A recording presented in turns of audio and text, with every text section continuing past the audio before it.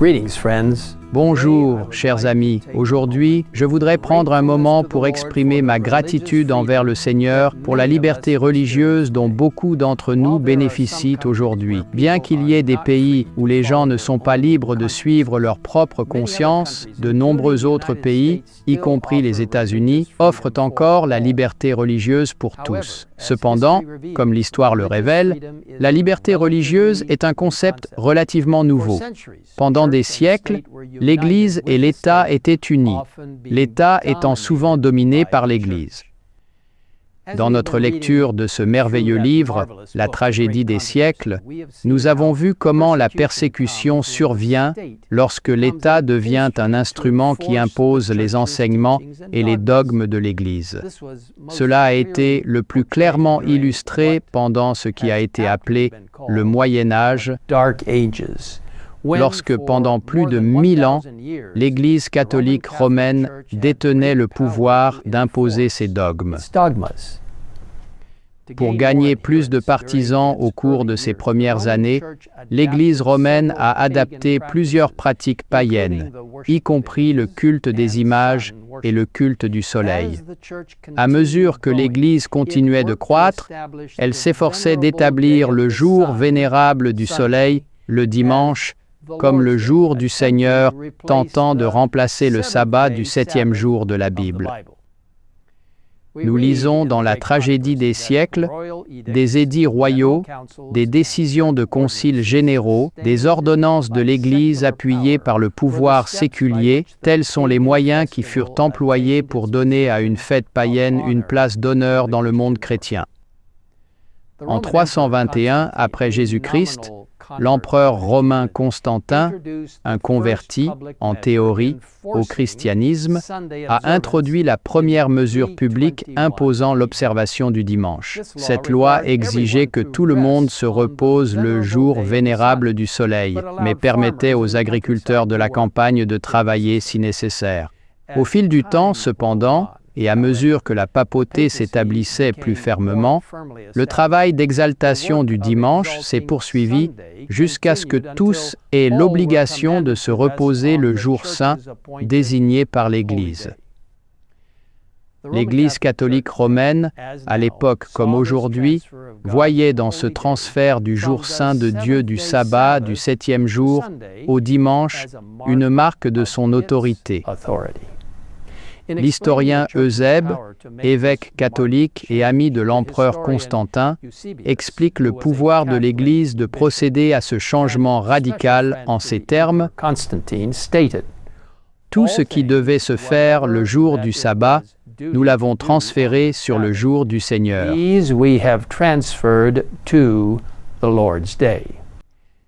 Des siècles plus tard, un concile papal déclara clairement: tous les chrétiens doivent se souvenir que le 7e jour, consacré par Dieu, fut reconnu et observé non seulement par les Juifs, mais aussi par tous les autres prétendus adorateurs de Dieu.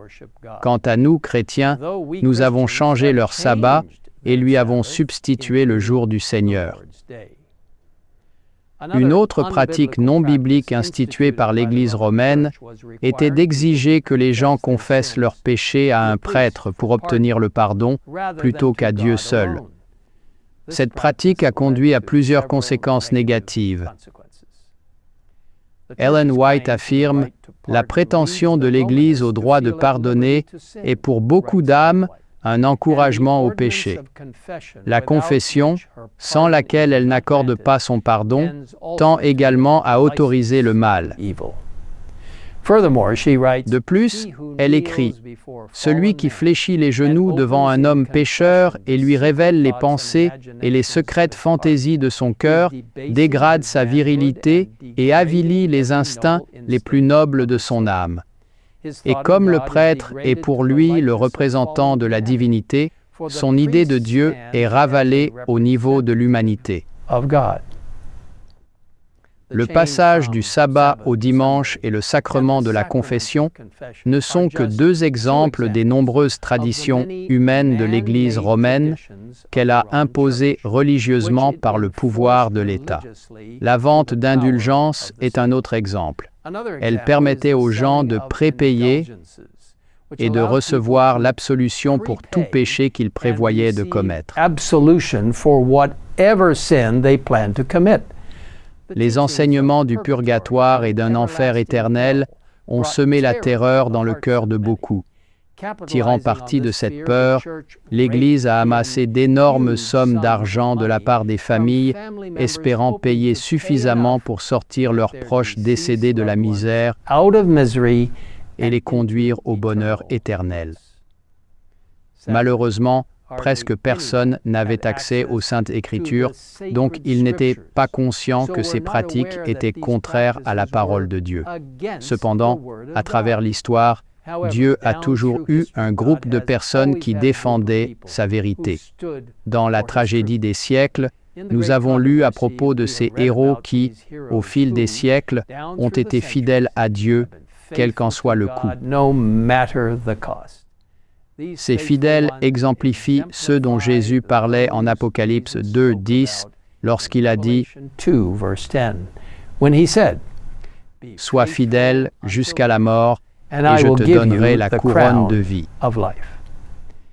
Dans notre prochaine vidéo, nous examinerons ce qui est arrivé à certains qui, dans le passé, ont refusé de suivre les commandements de l'Église et comment la Bible prédit le retour du pouvoir d'une Église et d'un État uni. En attendant, je vous encourage, si vous ne l'avez pas déjà fait, à télécharger votre propre exemplaire du merveilleux livre « La tragédie des siècles », où vous pourrez en savoir plus sur les événements incroyables qui vont bientôt se produire. Obtenez votre exemplaire gratuit maintenant, disponible en plusieurs langues, sur thegreatcontroversyproject.org. Prions ensemble. Père Céleste, merci beaucoup. Dans plusieurs pays dans ce monde, nous jouissons de la liberté religieuse et de conscience. Seigneur, aide-nous à ne jamais les prendre pour acquis. Aide-nous à nous concentrer sur l'utilisation de notre esprit pour prendre des décisions appropriées et utiles sur la manière de suivre totalement la parole de Dieu et tes instructions. Seigneur, bénis ces endroits où la liberté religieuse n'est pas accordée. Donne du courage et aide ceux qui te cherchent à se focaliser entièrement sur toi et sur ton pouvoir, de nous aider à traverser les moments difficiles. Merci Seigneur pour la compréhension biblique de la vérité. Aide-nous à ne jamais être abusés par des artifices de l'homme, mais plutôt à regarder vers la parole de Dieu et à adhérer complètement aux instructions du ciel. Merci de nous entendre, au nom de Jésus. Amen. Amen.